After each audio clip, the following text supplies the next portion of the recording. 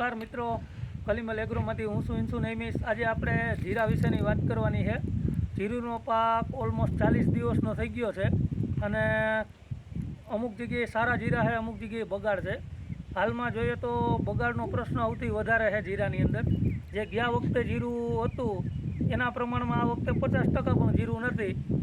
અલગ અલગ વિસ્તારમાં અલગ અલગ છે। અત્યારે આપણે ફિલ્ડ ઉપર જ છીએ। આ જુનાગઢ જિલ્લાના કેશોદ તાલુકાનું ખેરગઢ ગામ છે, ત્યાંનું ફિલ્ડ છે વિપુલભાઈનું। અને જીરું જોતાં અમુકમાં સારું દેખાય છે, અમુક બાજુ થોડુંક નબળું પણ દેખાય છે। અલગ અલગ વિસ્તાર નાના મોટા પ્રોબ્લેમ જીરાની અંદર છે। દર વખતના જેવા આમ જોઈએ તો ઉતારા બેહે એવું લાગતું નથી। જે પોરબંદર ડિસ્ટ્રિક્ટમાં પણ ગયા વર્ષે સારા જીરા હતા, એ જીરા પણ અત્યારે પોરબંદર ડિસ્ટ્રિક્ટમાં પણ મહદઅંશે નબળા છે, એટલા સારા નથી જીરા। સૌથી મોટો પ્રશ્ન પીળિયાનો છે કે પીળું પડીને બેસી જવાનો પ્રશ્ન સૌથી વધારે દેખાય છે। પીળું પડી જાય અને બેસી જાય એની અંદર અલગ અલગ હોય છે। ક્યાં કારણે પડ્યું છે, તમે પાણી આપો પછી 8-10 દિવસ થાય પછી પીળું પડીને બેસવાનો પ્રશ્ન છે। જે પાણી નથી પડી એને બહુ વાંધો નથી। આમ કહીએ તો આપણે એના પાણી પાયા પછી 15 દિવસ પછી પણ એની ઇફેક્ટ જોવા મળે છે, ત્યાં સુધી જોવા નથી મળતી એવું પણ બને છે। અત્યારે પીળું પડી ગયું હોય ને એવું પ્રશ્ન વધારે થાય એવરેજ બધા વિસ્તારમાં છે। અમુક જગ્યાએ હળવદ બાજુ એ બાજુ તો રફલાઈ પણ છે, એવી પર એટલો બગાડ આવી ગયો છે। તો ખાસ જીરાની અંદર વાત કરીએ તો દરરોજ જીરાની એક આંટો મારજો, જેથી કરીને ખબર પડે કે શું પ્રોબ્લેમ છે। નાનો એવો પ્રોબ્લેમ દેખાય કે ભાઈ નાનું પીળું પડ્યું છે, પીળું પડ્યું છે અને બગાડ આવ્યો છે, તો તાત્કાલિક એની નજીકના એગ્રો સેન્ટર ઉપરથી યોગ્ય દવા લઈ અને છંટકાવ કરો તો વધારે આપણું જીરુંનો બગાડ ના થાય। જો એ આપણે જોવા જ નહીં જઈએ, 4-5 દિવસ પછી જવું તો વધારે બગાડ થાય તો નુકસાની પણ ખૂબ મોટી આપણે વેઠવી પડશે। તો અત્યારે જીરુંની અંદર દીપાથી કાયમ નવું કંઈક આવે જ છે અને કાયમી માટે નિરીક્ષણ કરવું એક જરૂરી છે। જો આપણે જીરુંનો પાક વાવેતર કરેલો જ છે તો ખેતરમાં આવીને એકવાર જોવું જરૂરી છે। હવે જીરુંમાં લીલો સુકારો પણ અમુક જગ્યાએ જોવા મળે છે કે જેને પાણી પાયેલું છે એને લીલો સુકારો પણ દેખાય છે।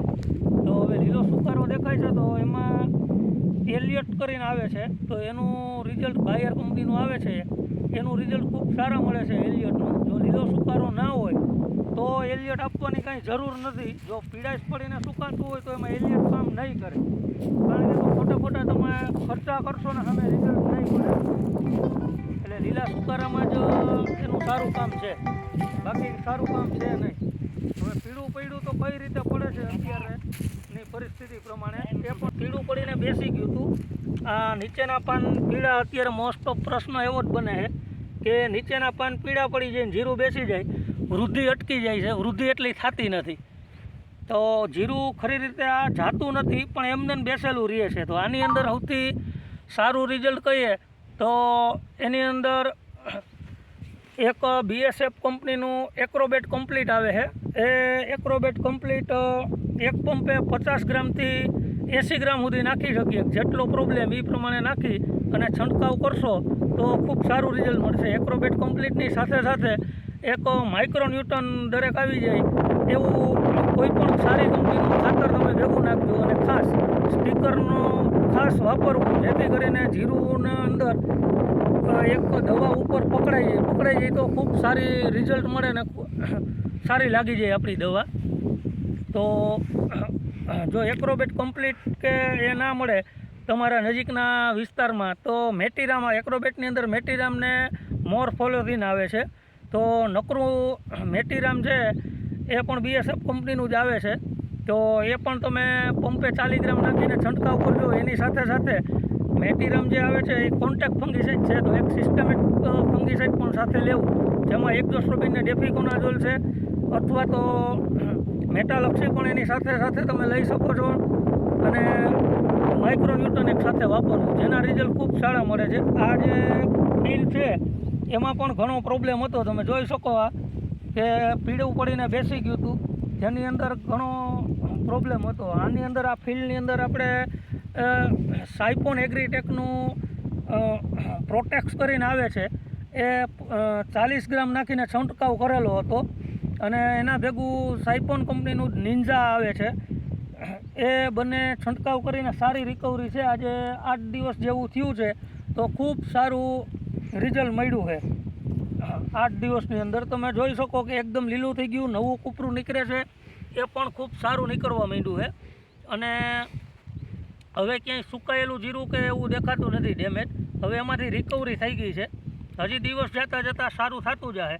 તો સારી કંપનીનું યોગ્ય દવા તમે કરશો સ્પ્રે, જે જમીનની અંદર જરૂરિયાત હોય એ જ પ્રમાણે દવા આપશો તો તમને સારું રિઝલ્ટ મળશે.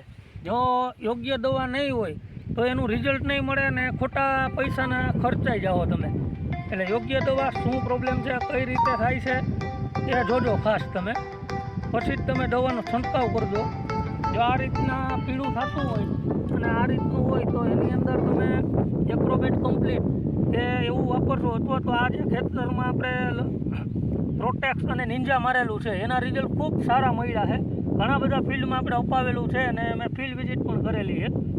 તો એવું વાપરશો તો એની અંદર ખૂબ સારું રિઝલ્ટ મળશે. આડેધડ ખોટા છંટકાવ કરીને કંઈ ફાયદો થવાનો નથી. જો સામાન્ય પીડાશ લાગતી હોય એટલું બધું જે આ તમે જોવો છો, આ જો જોવો છો તમે એટલી બધી પીડાશ હોય તો સારું જ ફૂગનાશક વાપરજો. જો સામાન્ય ખાલી ઉપર પીળી જાય મારતી હોય તો તમે મેટાલક્ષી આપશો તો પણ એનું રિકવરી થઈ જશે. મેટાલક્ષીનું પ્રમાણ તમે 15 થી 20 ગ્રામ પંપે 15 લીટર પાણીમાં નાખીને છંટકાવ કરી શકો છો તો એનું રિઝલ્ટ સારું મળે છે. અને લીલો સુકારો હોય તો એલિયટ મેં તમને જે કીધું એનું સારું પરિણામ મળે છે. બાકી આગળ જતાં જે પરિસ્થિતિ આવે છે દાણા ભરાવાનો ત્યારે પણ તમે સારા ફૂગનાશક આગળ જતાં આપણે પાછો વિડીયો મૂકશું એને લગતો, તો એ ચેનલ તમે જોતા રહેજો. આમાં નવા વિડીયો જે સ્ટેજ પ્રમાણે અલગ અલગ આવતા જાય એ પ્રમાણે મૂકતા જાઉં. જે ખેડૂત મિત્રોએ ચેનલ સબસ્ક્રાઈબ ના કરી લેજો, જેથી કરીને નવા વિડીયો તમને મળતા રહે. કાંઈ પણ એવું લાગે તો વોટ્સઅપ નંબર છે મારા, એમાં વોટ્સઅપ કરજો, ફોટા મોકલજો, તમને યોગ્ય માહિતી આપશું. અને તમારા નજીકમાં જ્યાં દવા મળી રહે એવું પ્રયત્ન અમે કરશું કે ત્યાંથી તમારા નજીકમાં જ મળી રહે.